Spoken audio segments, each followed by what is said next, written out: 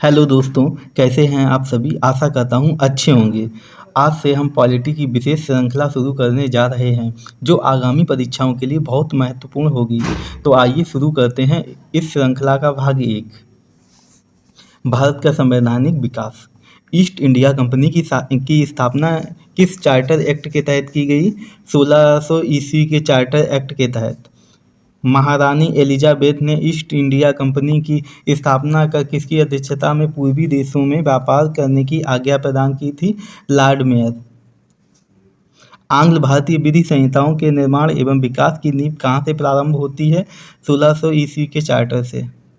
किस अधिनियम द्वारा कंपनी में गवर्नर जनरल का पद सृजित किया गया? 1773 के रेगुलेटिंग एक्ट द्वारा। गवर्नर जनरल तथा उसकी परिषद किसके प्रति उत्तरदायी थी? इंग्लैंड स्थित निदेशक बोर्ड के प्रति। ईस्ट इंडिया कंपनी की प्रबंधन शक्ति किसमें निहित थी? गवर्नर जनरल एवं उसकी परिषद में। कोलकाता में उच्चतम न्यायालय की स्थापना किस अधिनियम द्वारा की गई थी? 1773 के रेगुलेटिंग एक्ट के द्वारा। उच्चतम न्यायालय में कितने न्यायाधीश सदस्य थे तथा मुख्य न्यायाधीश कौन था? 4 सदस्य थे। मुख्य न्यायाधीश सर एलिजा इम्पे थे। बंगाल का प्रथम गवर्नर जनरल कौन था? Warren Hasting. रेगुलेटिंग एक्ट 1773 के तहत कोलकाता में उच्चतम न्यायालय की स्थापना कब की गई? 1774 ईस्वी में। ईस्ट इंडिया कंपनी पर संसदीय नियंत्रण का प्रथम प्रयास किस अधिनियम द्वारा किया गया? रेगुलेटिंग एक्ट 1773 द्वारा। 1765 ईस्वी को एंग्लो इंडियन इतिहास का युग प्रवर्तक काल किसने कहा है? इल्बर्ट ने। किस एक्ट के द्वारा सर्वोच्च न्यायालय की अधिकारिता से गवर्नर जनरल इन काउंसिल को मुक्त कर दिया गया था? 1781 के सेटलमेंट एक्ट द्वारा। सर्वोच्च न्यायालय की राजस्व अधिकारिता को किस एक्ट द्वारा समाप्त किया गया? 1781 के सेटलमेंट एक्ट के द्वारा। सर्वप्रथम किस गवर्नर जनरल को तथा किस अधिनियम द्वारा गवर्नर जनरल तथा मुख्य सेनापति दोनों की शक्तियां प्रदान की गईं? लॉर्ड कॉर्नवालिस को 1786 के अधिनियम द्वारा। किस अधिनियम द्वारा कंपनी के व्यापारिक एवं राजनैतिक कार्यों को एक दूसरे से पृथक कर दिया गया? पिट्स इंडिया एक्ट 1784 द्वारा। कंपनी के कर्मचारियों पर उपहार लेने पर प्रतिबंध कब लगा दिया गया? पिट्स इंडिया एक्ट 1784 द्वारा। कंपनी के मामलों में ब्रिटिश सरकार का पहली बार कब नियंत्रण स्थापित हुआ? पिट्स इंडिया एक्ट 1784 द्वारा। पिट्स इंडिया एक्ट के तहत निर्मित बोर्ड ऑफ कंट्रोल का अध्यक्ष कौन होता था? ब्रिटिश मंत्रिमंडल का एक सदस्य। किस एक्ट द्वारा गवर्नर जनरल को अपनी परिषद के निर्णयों को अस्वीकृत करने की शक्ति पुनः दे दी गई और इसे आगे आने वाले गवर्नरों के लिए विस्तृत किया गया? चार्टर एक्ट 1793 के तहत। नियंत्रक मंडल के सदस्यों को भारतीय राजस्व से वेतन देने का प्रावधान किस अधिनियम के तहत किया गया? चार्टर एक्ट 1793 के तहत। ईसाई मिशनरियों को भारत में धर्म प्रचार की अनुमति कौन सा राजलेख प्रदान करता है? 1813 का राजलेख। 1813 ईस्वी के चार्टर द्वारा भारतीयों की शिक्षा पर व्यय के लिए कितनी राशि नियत की गई थी? 1 लाख रुपए।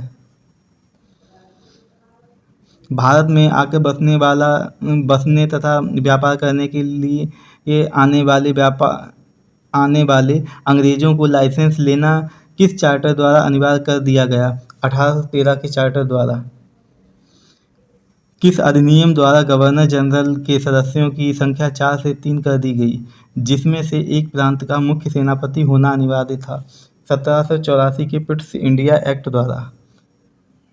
मुख्य सेनापति का गवर्नर जनरल की परिषद का स्वतः ही सदस्य होने का अधिकार कब समाप्त हो गया? 1793 के चार्टर अधिनियम द्वारा। ईस्ट इंडिया कंपनी के व्यापारिक अधिकार को किस अधिनियम द्वारा पूर्णतः समाप्त कर दिया गया? 1833 के राजलेख द्वारा। भारत का प्रथम गवर्नर जनरल कौन था? Lord William Bentinck. किस अधिनियम द्वारा गवर्नर जनरल की परिषद में विधि सदस्य की नियुक्ति का प्रावधान किया गया? 1833 के राजलेख द्वारा। अंग्रेजों को किस अधिनियम के तहत बिना लाइसेंस भारत आने जाने बसने तथा व्यापार करने की स्वतंत्रता प्रदान की गई? 1833 ईस्वी के अधिनियम के तहत। सर्वप्रथम भारत में शासन के केंद्रीयकरण का प्रयास किस अधिनियम में दिखाई देता है? 1833 के राजलेख में। दास प्रथा को गैर कानूनी किस अधिनियम द्वारा घोषित किया गया? 1833 के चार्टर अधिनियम द्वारा। 1843 ईस्वी के नियम 5 से इस पर रोक लगा दी गई। लॉर्ड मैकाले की अध्यक्षता में प्रथम विधि आयोग का गठन किस अधिनियम के तहत किया गया था? 1833 के अधिनियम के तहत। सती प्रथा का अंत किस गवर्नर जनरल के द्वारा किया गया? विलियम बेंटिक द्वारा 1829 ईस्वी में।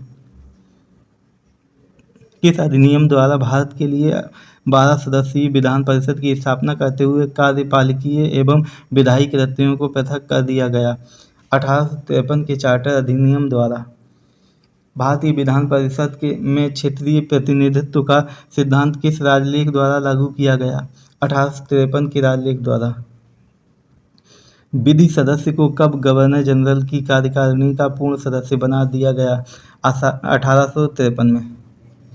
कर्मचारियों की नियुक्ति के लिए प्रतियोगी परीक्षा को आधार किस अधिनियम द्वारा बनाया गया? 1853 के चार्टर अधिनियम द्वारा। भारत में कंपनी के शासन का अंत किस अधिनियम द्वारा किया गया? 1858 के अधिनियम द्वारा। भारत में 1858 में कंपनी के शासन के अंत के पश्चात शासन संचालन की शक्ति किसमें निहित की गई? भारत मंत्री या भारत सचिव एवं 15 सदस्यीय भारत परिषद में। भारत परिषद के सदस्यों 15 की नियुक्ति कौन करता था? 8 सदस्य सम्राट द्वारा तथा 7 बोर्ड के डायरेक्टरों द्वारा नियुक्त होते थे। भारतीय मामलों पर किस अधिनियम द्वारा सीधे ब्रिटिश संसदीय नियंत्रण स्थापित हो गया? 1858 के अधिनियम द्वारा। पिट्स इंडिया एक्ट 1784 द्वारा स्थापित बोर्ड ऑफ डायरेक्टर्स तथा बोर्ड ऑफ कंट्रोल को किस अधिनियम द्वारा समाप्त कर दिया गया? 1858 के अधिनियम द्वारा। किस अधिनियम द्वारा भारत के गवर्नर जनरल का नाम बदलकर वायसराय कर दिया गया? 1858 के अधिनियम द्वारा। भारत के शिक्षित वर्ग द्वारा किसे अपने अधिकारों का मैग्ना कार्टा कहा गया? ब्रिटिश महारानी विक्टोरिया के 1 नवंबर 1858 की घोषणा को। भारत में प्रतिनिधि शासन की शुरुआत किस अधिनियम द्वारा की गई? भारत परिषद अधिनियम 1861 द्वारा। भारत में शासन के विकेंद्रीकरण की नींव किस अधिनियम द्वारा पड़ी? 1861 के अधिनियम द्वारा। भारत के गवर्नर जनरल को अध्यादेश जारी करने की शक्ति किस अधिनियम के तहत दी गई? भारतीय परिषद अधिनियम 1861 के तहत। भारत में विभागीय प्रणाली की शुरुआत किसने की थी? लॉर्ड कैनिंग ने। भारत में मंत्रिमंडलीय व्यवस्था के जन्मदाता कौन है? Viceroy Lord Canning. किस अधिनियम के तहत वार्षिक बजट पर बहस का अधिकार भारतीय सदस्यों को मिला? भारतीय परिषद अधिनियम 1892 के तहत। भारत में प्रतिनिधि सरकार की नींव किस अधिनियम द्वारा पड़ी? भारतीय परिषद अधिनियम 1861 द्वारा। पहली बार मुस्लिम समुदाय के लिए पृथक प्रतिनिधित्व का उपबंध कब किया गया? मार्ले मिंटो सुधार अधिनियम 1909 द्वारा। मार्ले मिंटो अधिनियम 1909 किसकी रिपोर्ट पर पारित किया गया था? सर अरुंडेल समिति के द्वारा। फूट डालो और राज करो की नीति का पोषक अधिनियम है? भारत परिषद अधिनियम 1909। किस अधिनियम द्वारा वायसराय की परिषद में सर्वप्रथम किसी भारतीय सदस्य को शामिल किया गया? भारतीय परिषद अधिनियम 1909 द्वारा। वायसराय की परिषद में सर्वप्रथम किस भारतीय को शामिल किया गया था? सत्येंद्र प्रसाद सिन्हा को। भारतीय सदस्यों को पूरक प्रश्न पूछने का अधिकार कब दिया गया था? 1909 में। तो दोस्तों, प्रश्नोत्तर श्रृंखला यहीं पर समाप्त होती है। दोस्तों, इसी के साथ एक शायरी हो जाए। दिलों में अगर बदगुमानी रहेगी, परेशान हर एक जिंदगानी रहेगी। अभी वक्त है तो बहुत काम कर ले, कहाँ मुद्दतों तक जवानी रहेगी। इसी के साथ यह भाग समाप्त होता है। धन्यवाद दोस्तों।